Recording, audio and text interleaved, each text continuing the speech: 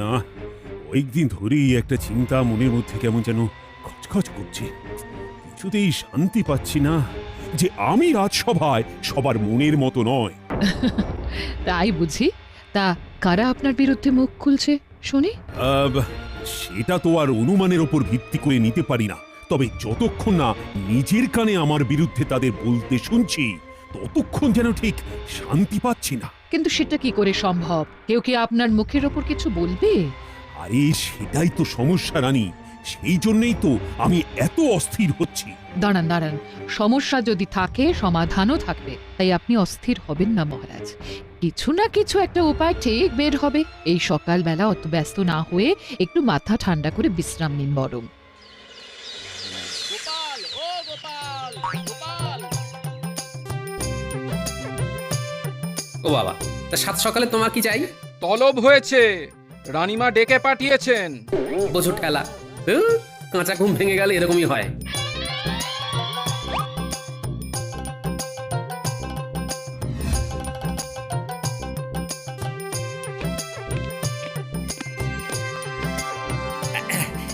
এসে গেছি রানীমা। তবে হঠাৎ এমন জরুরি তলবের কারণটা তো বুঝলাম না। এদিকে তো ঘোরতর সমস্যা। মহারাজ নিজের কানে শুনতে চান রাজসভায় কারা কারা তাকে পছন্দ করেন না। এ আবার মহারাজের কেমন আবদার? তাহলেই বোঝো কিরকম সমস্যা।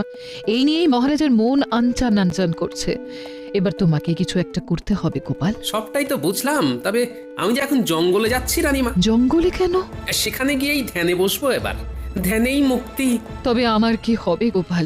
মহারাজের চিন্তায় এবার যে আমার ঘুম নষ্ট হয়ে যাবে। চিন্তা করবেন না রানীমা, যদি কিছু ব্যবস্থা হয় তাহলে জঙ্গলেই হবে। তবে যাই হোক না কেন, কোনো অবস্থাতেই ভেঙে পড়লে চলবে না। ভেঙে তো পড়েছেন মহারাজ, তাকে তো আর বদলাতে পারবো না।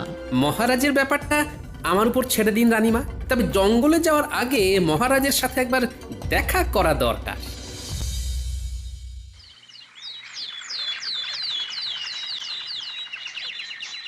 মহারাজ আজও যেন কেমন মন মরা হয়ে আছেন, মনে হচ্ছে কোনো মানসিক অশান্তিতে ভুগছেন। মহারাজের মুখ দেখে তো তেমনই মনে হচ্ছে। তবে আপনার উদ্বেগের কারণ জানতে পারলে আমি সব একেবারে ঠান্ডা করে দিতে পারি। হ্যাঁ, না না, তেমন কিছু নয়। তবে শরীরটা বড় একটা ভালো যাচ্ছে না। শরীর নিয়ে ভাববেন না মহারাজ, আমার এক ওষুধে আপনার গা ম্যাচ ম্যাচ সব ঠিক হয়ে যাবে। শরীরে নয়, আমার তো মনে হচ্ছে মহারাজের রোগ মনে। আর এই সময় গোপালও নেই। গোপাল তো শুনলাম জঙ্গলে গিয়ে ধ্যানে বসেছে। এই সব গোপালের ভাঁওতাবাজি, খালি ফাঁকিবাজি ধান্দা। তবে মহারাজ অসুস্থ বোধ করলে কয়েকদিন বরং বিশ্রাম নিন ভালো করে।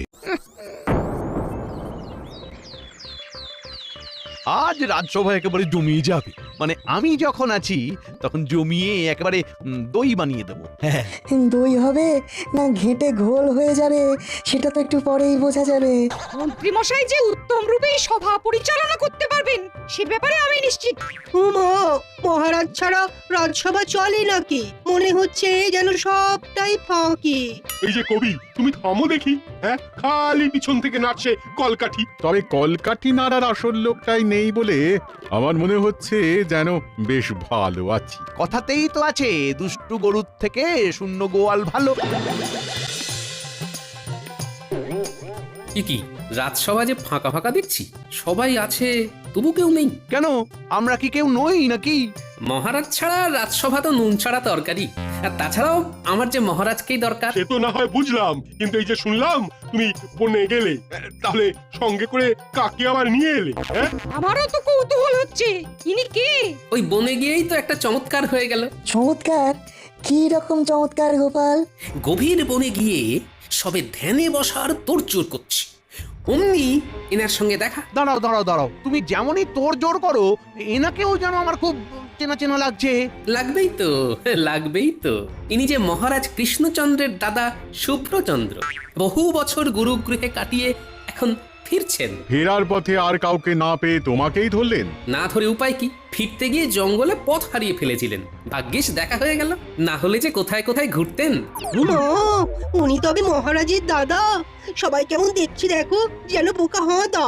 তোমার যেমন স্বভাব সবেতেই ফোড়ন কাটা। সে যাই হোক, আপনি যখন এসেই পড়েছেন তবে ওর থাকার ব্যবস্থা করে ফেলতে হবে। সেটা না হয় আমি করে ফেলেছি, তবে ওনাকে এই রাজসভা বা রাজ্য পরিচালনার ব্যাপারে জানাতে পারবেন মহারাজ কৃষ্ণচন্দ্র স্বয়ং। মহারাজের অনুপস্থিতিতে আমি যখন সবটা সামলাচ্ছি তখন এই দায়িত্বটাও ঠিক সামলে নেব গোপাল। ওনাকে যা জানানোর আমি জানিয়ে দেব।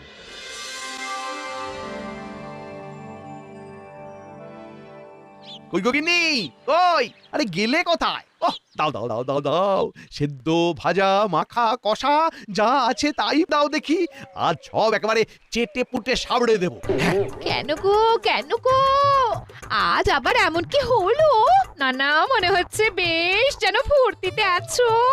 আছি বই কি, আজ তো আমার ফুর্তিতেই থাকার দিন। মহারাজ নেই বলে তুমি ছড়ি ঘোরাচ্ছ। শুধু ছড়ি নয়, এবার পুরোপুরি রাজসভা থেকে রাজ্য চালানো আমার হাতেই থাকবে গিন্নি, আমার হাতেই থাকবে। তুমি দেখে নেবে। কিন্তু এটা কি করে সম্ভব? সবই সম্ভব গিন্নি, পড়ে পাওয়া 14 আনা সুযোগটা কাজে লাগাতে হবে। তা এই আনন্দের দিনে আপনি কি আমাদের ভুলে গেলেন? তাই আবার হয় রে খেপা, আমি শরীর হলে তোরা আমার পা। এত প্রশংসা মানেই আমাদের প্রয়োজন। তা কাজটা কি করতে হবে সেটা বলুন। দেখেছিস আমি কেমন হাঁ করলেই তোরা হরহর করে সব বুঝে যাস। শোন, মহারাজের দাদার ওপরে নজর রাখতে হবে। কেমন? মহারাজের দাদা এসেছে বলে একটা খবর কানাঘুষো শুনছিলাম বটে। খবরটা তাহলে সত্যি? সত্যি মিথ্যে পরে ভাববি, এখন তোদের যেটা করতে হবে সেটা হলো দেখবি গোপাল যেন কোনোভাবেই মহারাজের দাদার কাছে না ঘেঁষে। বাকিটা আমি সামলাচ্ছি।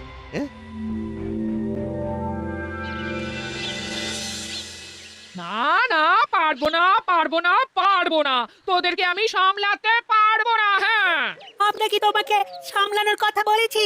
আমরা তো শুধু জানতে চেয়েছি দাদু কখন আসবে। যেই দেখলি আমি নেই, অমনি দিদাকে সবাই মিলে ঘিরে ধরেছিস। হ্যাঁ, ওমা, তুমি ফিরেও এসেছো গোপাল দাদু। ব্যাস আর কি, দাদু করে পাগল হয়ে যাচ্ছিলি। একদিন এই সাধনা শেষ, তোদের দাদু ফিরে এসেছে। নে, এবার দাদুকে নিয়ে নেট্য কর। আমরা তো চিন্তায় পড়ে গেছিলাম। দাদু, তুমি যদি কোথাও হারিয়ে যেতে, যদি কোনো বিপদ আপদ হতো তোমার, তখন? আমার আবার কি হবে? আমার কিছু হবে না। ঠিকই বলেছো, তোমার দ্বারা কিচ্ছু হবে না। তোমার দৌড় যে কত দূর তা আমার জানা আছে। হ্যাঁ, দৌড় আর কি দেখলে গিন্নি? দৌড়ের মতো দৌড় দেখিয়ে দিতাম যদি না মহারাজের দাদার সাথে দেখা হয়ে যেত। ওই দাদাই তো আমার সব পরিকল্পনা ঘেটে দিল গিন্নি। আবার তুমি উল্টো পাল্টা কথা বলছো। কই, এর আগে তো কখনো মহারাজের কোনো দাদার নাম আমি শুনিনি। আমি তো অবাক হয়ে যাচ্ছি। হ্যাঁ, না গিন্নি, এতেই এত অবাক হওয়ার কোনো কারণ নেই। কারণ কোনোদিন হয়তো এইভাবেই গোপালের দাদা নেপাল চলে আসবে, যার কাছে তুমি তোমার মনের কথা প্রাণ ভরে বলতে পারবে। বলো কি গো? হ্যাঁ, তোমারও দাদা আছে দাদু? তবে আর বলছি কি, এমনও তো হতে পারে যে সে এসে হয়তো আমাদের এই যা ভিটে মাটি আছে সব চাটি মেরে নিয়ে চলে যাবে। এই থাক, তোমাকে আর কিচ্ছু বলতে হবে না, থাক। আমার কিন্তু ভয় হচ্ছে, মহারাজের দাদাও তো তাহলে মহারাজকে সরিয়ে নিজে সিংহাসনে বসতে পারেন। দেখাই যাক না কি হয়।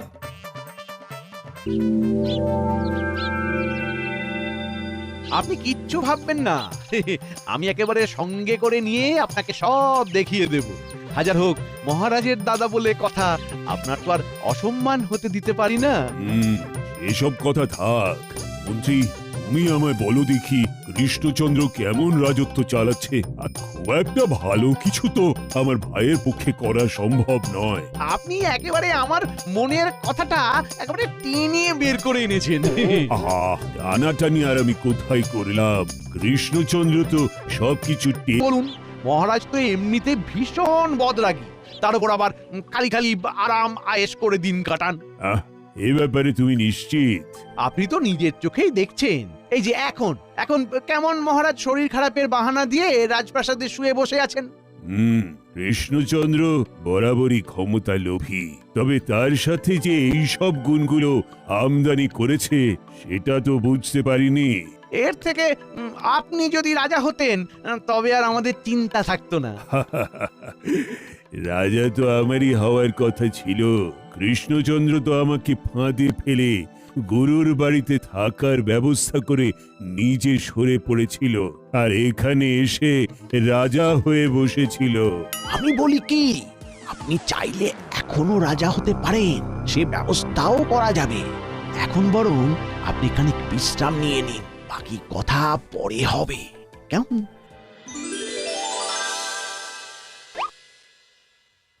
ও মাত্র কিছুটা সময় রাজসভায় আসিনি, তাতেই মনে হচ্ছে যেন কতদিন হয়ে গেল।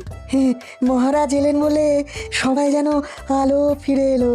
ভালো ভালো, তেলা মাথায় তেল দেওয়া, এটাই ভালো। এইসব ছেড়ে মন্ত্রী তুমি আমায় বলো দেখি, রাজ্যে সব ঠিকঠাক চলছে তো? সেসব নিয়ে আপনি ভাববেন না মহারাজ, এদিকটা তো আমি দেখছি।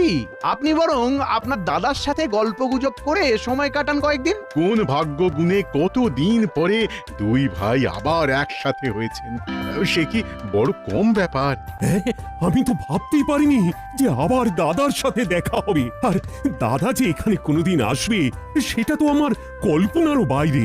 শুধু যে মানুষটার জন্য এই কাজটা সম্ভব হলো তাকে আপনি দেখেও দেখছেন না, আর তার কথা ভেবেও ভাবছেন না মহারাজ। আর জন্য গোপালের অভিমান হয়েছে বুঝি? না না, বুঝি বুঝি, গোপালের ব্যাপারটাও আমি বুঝি। চিন্তা করো না গোপাল, তুমি তোমার প্রাপ্য পুরস্কার পাবে। সবটা শুনলে আর জানলে গোপালকে পুরস্কার না দিয়ে শাস্তি দেওয়ার কথা ভাবতেন মহারাজ। শাস্তি কেন? শাস্তি কেন? কারণ গোপাল তো আসলে খাল কেটে কুমির ডেকে এনেছে মহারাজ। আপনার দাদা তো এখন রাজা হওয়ার কথা ভাবছেন, দেখি এবার আপনি কি করে সামলান। বলো কি, দাদার তবে মনে মনে এই বাসনা আছে? মনে হচ্ছে মন্ত্রী মশাইয়ের কাছে হাড়ির খবর আছে। আছেই তো, আছেই তো। আর তাই আমি এটাও বলতে পারি যে মহারাজ চাইলে এই আপদকে সরিয়েও ফেলতে পারেন, তবে তার জন্য কিছু খরচ করতে হবে, এই যা। না না না না, যা খরচ হয় হোক মন্ত্রী, তুমি যে কোনো উপায়ে আমার দাদাকে এখান থেকে তাড়ানোর ব্যবস্থা করো। ও গোপাল, তোমার মনে মনে এই ছিল? হ্যাঁ, মহারাজকে একেবারে উৎখাত করে ছাড়বে? চিন্তা করবেন না সেনাপতি, যে উৎখাত করবে সে আবার রক্ষাও করবে। মাঝখান থেকে কয়েকজন শুধু তা একটু লাগছে বই কি। ওদিকে সব ব্যবস্থা কিন্তু পাকা, সেই খবরটাই দিতে এলাম আপনাকে। ব্যবস্থা? কিসের ব্যবস্থা? এর মধ্যেই ভুলে গেলে চলবে কেন? এ কি, আপনাকে যে রাজা হতে হবে। হ্যাঁ তাই তো, তাই তো, আমি তো রাজা হব। রাজসভায় বেশিরভাগ সদস্য আপনার পক্ষেই আছেন। কিন্তু সেটা বুঝবো কি করে? প্রমাণ তো হাতের কাছেই আছে। কই, কোথায় গেলে সবাই? এসো এসো এসো, আরে এসো, বলো তোমাদের কি বলার আছে বলো। অধিক বছরে লাভ কি? মহারাজ কৃষ্ণচন্দ্র নিতান্তই হঠকারী। আপনি রাজা হলে আমরা নিশ্চিন্ত হতে পারি। অনেক হয়েছে হাঁক ডাক, মহারাজ কৃষ্ণচন্দ্র এবার নিপাত যাক। মহারাজ কৃষ্ণচন্দ্র যেন দুষ্ট গ্রহের ফের। আপনি রাজা হলে আমরা নিশ্চিন্তে গুছিয়ে নেব আমাদের রাখের। এই না মানে সব দিক থেকে ভালোই হয় তাহলে মহারাজ। সবই তো বুঝলাম, কিন্তু আমাকে নিয়ে এলো যে, সেই গোপাল কোথায় গেল? আর তাকে তো কোথাও দেখছি না। এই কার কথা বললেন এবার? সে তো সাক্ষাৎ সর্বনাশ। গোপালের থেকে সাবধান না থাকলে পদে পদে বিপদে পড়তে হবে, এটা আগে থেকেই বলে দিলাম। গোপাল তো একেবারে ধুরন্ধর লোক, ও গাছেরও খায় আবার তলারও কুড়োয়। এই যে মন্ত্রীমশাই, রাজকবিকে তো পাকড়াও করাই মুশকিল। অনেক কসরত করে ধরে আনলাম। সে কি কবি? মহারাজের বিরুদ্ধে সাক্ষী দেওয়ার জন্য তোমায় টানা হ্যাচড়া করতে হচ্ছে? ছি ছি ছি ছি ছি, তুমি আচ্ছা খেল খেলছো দেখছি। মহারাজের বিরুদ্ধে সাক্ষী? যদি যদি টের পায় কাকপক্ষী? সাক্ষী দিলে ভালো, না হলে যা হবে তা সামলাতে পারবে তো? মন্ত্রী মশাই দেখাচ্ছেন ভয়, খালি ভাবি কি হয় কি হয়। কি আবার হবে, কি আবার হবে? নতুন রাজা হলে তোমাকে ঘাট ধাক্কা দিয়ে সভা থেকে বের করে দেবে। মাগো, আমি বাড়ি যাব। গোপালকে একটা দায়িত্ব দিয়ে ভাবলাম নিশ্চিন্তে থাকবো, কিন্তু তার পারছি কই। গোপালের তো দেখাই নেই। এই তো রানীমা, আপনি দেখা করতে চাইলেই গোপাল হাজির। হাজির হলেই বাকি বলি, মহারাজের চিন্তা দূর করার কিছু ব্যবস্থা করা গেল? চিন্তা দূর হওয়ার বদলে মহারাজের চিন্তা যে দিন দিন বেড়ে যাচ্ছে দেখছি। তাই বুঝি? গিয়ে দেখো, মহারাজের দু চোখে ঘুম নেই, খালি আনচান আনচান করছেন। ওহ, মাফ করবেন রানীমা, তবে সহজ করে যদি বলতেই হয় তবে বলি, মহারাজ একটা আঘাত পেয়েছেন, সেটা কাটিয়ে উঠতে একটু তো সময় লাগবেই, তবে খুব তাড়াতাড়ি সব মিটে যাবে রানীমা। আঘাত আঘাত কাটানো, এসব কি বলছো গোপাল? আর একটু অপেক্ষা করুন রানীমা, আমি তো আগেই বলেছিলাম ধৈর্য হারালে হবে না। তবে আপনি নিশ্চিন্ত থাকুন, মহারাজের সমস্যার সমাধান আমি করবই করব। বলছে তেমনই চলবে? মন্ত্রী মশাই মহারাজের হয়ে দায়িত্ব সামলাবেন, যেমন চালাচ্ছেন। আমি তো সব সময়ই তৈরি, তাই বলছিলাম যে মহারাজ এসেই বা কি করবেন, এদিকে তো খেলা ঘুরে গেছে। মহারাজের ভাগ্য আকাশে কালো মেঘে ঢাকা পড়ে গেছে। মেঘ সরিয়ে আলো ফুটতেও কিন্তু বেশি দেরি লাগে না রাজজ্যোতিষী। সেই আশাতেই থাকো তুমি। আশা ভরসা যা করার সেটা তো এবার থেকে আমার উপরই করতে হবে, কারণ আজ থেকে আমি কৃষ্ণনগরের নতুন রাজা, আমাকেই যে তোমাদের মানতে হবে। এটা তো অন্যায়, এভাবে কি রাজা হওয়া যায়? এটা তো জোরজার মুলুক তার হয়ে যাচ্ছে। যা হওয়ার ঠিকই হচ্ছে। এই নীতি যদি আপনাদের দুর্গতির কারণ হয়ে যায়, তার ফল কি ভালো হবে মন্ত্রীমশাই? আপনি আর আপনার দলবল কিন্তু এইভাবে মহারাজের সঙ্গে বিশ্বাসঘাতকতা করতে পারেন না। তুমি থামো গোপাল, এইভাবে তোমার জ্ঞান শুনতে থাকলে আমি কিন্তু অজ্ঞান হয়ে যাবো এবার। এই অন্যায় মেনে নেওয়ার চেয়ে সভা ছেড়ে চলে যাওয়া ভালো। একদম তাই, আমি আর এই সবাই নেই। এবার যে আমিও ছেড়ে কথা বলবো না, এই দাড়ি ধরে মারলাম টান, দেখি। উমা, এ কি? এই যে আমাদের প্রিয় মহারাজ কৃষ্ণচন্দ্র, দেখো কাণ্ড। যারা বিদ্রোহ করছেন তাদের এবারে রাজসভায় থাকা চলবে তো? ব্যাপারটা কেমন হলো? তার মানে মহারাজ আর মহারাজের দাদা একই লোক? সে আর বলতে, মহারাজের দাদার কথা কুসমিন কালেও কেউ শুনেছে কোথাও? খাসা বুদ্ধি গোপাল, কিন্তু এমন বুদ্ধি তোমার মাথায় এলো কি করে?